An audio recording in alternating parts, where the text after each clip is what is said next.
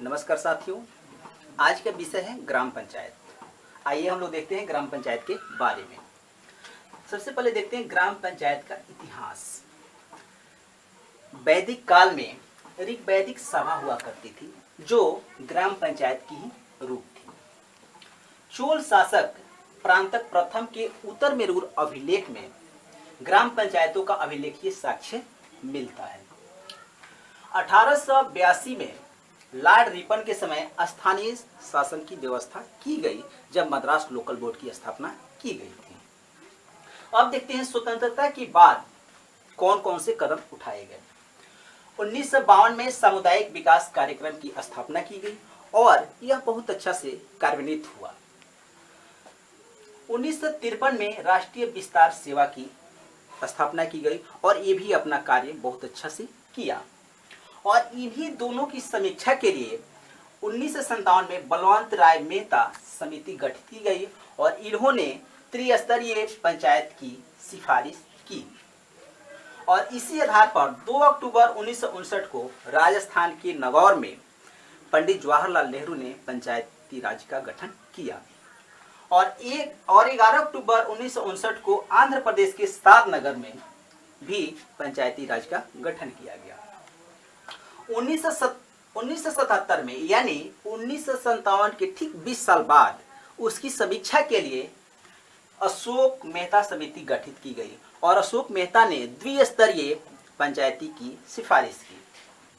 1986 में एल.एम. सिंधवी एवं 1988 में पी.के. थोंगन समिति का गठन किया गया और इन्होंने पंचायतों को संवैधानिक दर्जा देने की सिफारिश की।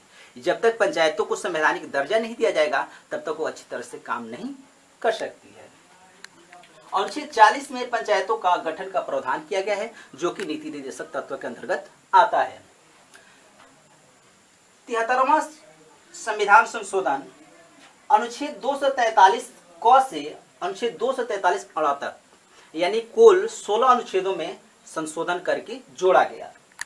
भाग 9 तथा अनुसूची 11 जोड़ी गई और पूर्ण रूप से 11 अप्रैल 1993 को पंचायती राज के प्रावधान पूरे हुए और मध्य प्रदेश राज्य पंचायती राज को लागू करने वाला प्रथम राज्य बना। और 24 अप्रैल 1993 को पंचायत लागू हुआ था, इसीलिए 24 अप्रैल को पंचायत दिवस भी मनाया जाता है। चलिए अब देखते हैं पंचायतों का त्रिस्तरीय संरचना, यानी 3 स्तर पर पंचायतों का डिवाइडेशन किया गया है। जिला परिषद, प्रखंड समिति और ग्राम पंचायत, यानी 3 स्तर हो गए। और देखते हैं इसमें कौन कौन से पद आते हैं। जिला परिषद संस्था हो गया, आपका पद हो गया जिला परिषद सदस्य। इनका निर्वाचन जो होता है प्रत्यक्ष रीति से होता है। अगला हो गया जिला परिषद अध्यक्ष और उपाध्यक्ष। इनका निर्वाचन जो होता है अप्रत्यक्ष रीति से होता है, यानी जो जिला परिषद सदस्य चुने जाते हैं उन्हीं सदस्यों में से अध्यक्ष और उपाध्यक्ष का चुनाव किया जाता है। और इसके सरकारी अधिकारी होते हैं डीडीसी और या डीपीआरओ। अगला देखते हैं प्रखंड समिति, यह आपकी संस्था हो गई और इसके जो सदस्य होते हैं बीडीसी, इनका निर्वाचन प्रत्यक्ष रूप से होता है। और ब्लॉक प्रमुख और उप प्रमुख जो होते हैं इनका जो निर्वाचन होता है अप्रत्यक्ष रीति से होता है, यानी जो बीडीसी चुनकर जाते हैं उन्हीं बीडीसी में से प्रमुख और उप प्रमुख का चुनाव किया जाता है। और इसके सरकारी अधिकारी जो होते हैं बीडीओ होते हैं। अगला देखते हैं ग्राम पंचायत, आपकी संस्था हो गई और इसमें जो होते हैं वार्ड, मुखिया, पंच और सरपंच, ये प्रत्यक्ष रीति से चुन करके आते हैं। अब देखते हैं मुखिया का उप मुखिया जो होते हैं वार्ड सदस्य में से ही एक किसी वार्ड को चुन लिया जाता है। उसके लिए वोटिंग होती है और उस वोटिंग में मुखिया भी मतदाता होते हैं। पंच और सरपंच, ठीक है। तो इसमें उप सरपंच जो होते हैं तो पंचों में से ही उप सरपंच को चुन लिया जाता है। और इसके जो सरकारी अधिकारी होते हैं पंचायत सचिव होते हैं। चलिए आगे देखते हैं। ग्राम पंचायत को 3 भागों में हम डिवाइड करके देख सकते हैं उसको समझने के लिए। ग्राम सभा, ग्राम पंचायत और ग्राम कचहरी। ग्राम सभा में सभी मतदाता जो होते हैं ग्राम सभा के सदस्य होते हैं। इसकी बैठक जो है वर्ष में 4 बार होती है। इसी गणपूर्ति के लिए 1/20 सदस्य होना अनिवार्य है। अगर इतना नहीं जुड़ आ पाते हैं तो अगले बैठक में 1/40 कर दिया जाता है। इसमें कार्य क्या क्या होता है? योजनाओं का अनुमोदन होता है, बजट बनाया जाता है, निगरानी समिति का गठन किया जाता है। ये सारी कार्य जो होती है आपकी ग्राम सभा में होती है। अगला है ग्राम पंचायत। और ग्राम पंचायत यह कार्यपालिका संस्था है और इसमें जो होते हैं वार्ड होते हैं और मुखिया होते हैं कार्यपालिका के सदस्य के रूप में। और वार्ड का निर्वाचन जो होता है 500 की जनसंख्या पर वार्ड का निर्वाचन होता है। मुखिया का निर्वाचन 7000 की जनसंख्या पर होता है। और ग्राम पंचायत की बैठक जो होती है वर्ष में 6 बार होती है और इसकी गणपूर्ति के लिए 50% मानक रखा गया है।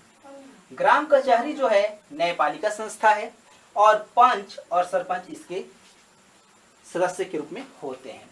इसकी बैठक जो है होती है वर्ष में 4 बार होती है और पंच और सरपंच मिलकर के अपने वार्ड अपने पंचायत के बीच अगर सदस्यों के बीच में कोई छोटा मोटा विवाद होता है या दीवानी मामला संबंधित कोई विवाद होता है तो उसका निपटारा अपने पंचायत स्तर पर ही कर देते हैं। अब देखते हैं पंचायत सदस्यों के लिए योग्यता है। क्या योग्यता है? पहला कि वह भारत का नागरिक होना चाहिए, 21 वर्ष का उम्र प्राप्त किया होना चाहिए, मतदाता सूची में उसका नाम होना चाहिए, लेकिन शैक्षणिक योग्यता निर्धारित नहीं की गई है। सिर्फ राजस्थान को छोड़कर किसी भी राज्य में शैक्षणिक योग्यता निर्धारित नहीं किया गया है। पंचायतों का कार्यकाल यानी पंचायत के प्रथम बैठक से 5 वर्ष तक इसका कार्यकाल होता है। त्यागपत्र मुखिया या उप मुखिया बीडीओ के आवेदन दे सकते हैं और 7 दिन के बाद स्वीकृति मिल जाती है। अगर 7 दिन के अंदर चाहें तो अपना आवेदन वापस ले सकते हैं, अन्यथा 7 दिन बाद उनको पदच्युत मान लिया जाता है। शक्तियां ग्राम पंचायत राज्य सूची का विषय है। 73वां संविधान संशोधन 1993 द्वारा 29 विषय जो है पंचायतों को दिया गया है। केरल और कर्नाटक के अतिरिक्त कोई भी राज्य 29 विषय राज्यों को नहीं दिए हैं। विधायन कृषि एवं ग्रामीण विकास से संबंधित विधायन करने का पंचायतों को अधिकार दिया गया है। कराधान स्थानीय स्तर पर मेला बाजार मनोरंजन उत्सव इत्यादि पर कर लगाने का अधिकार पंचायतों को है। न्यायिक शक्ति यानी स्थानीय दीवानी मामले तथा छोटे मोटे विवादों को निपटारा के लिए ग्राम कचहरी के माध्यम से निपटाया जा सकता है। वित्तीय राज्य की संचित निधि से स्थानीय निकायों को वित्तीय सहायता एवं अनुदान दिया जाता है। यह रहा आपको पंचायत के बारे में जानकारी। यह जानकारी आपको कैसी लगी? लाइक शेयर और कमेंट के माध्यम से हमें सूचित करें।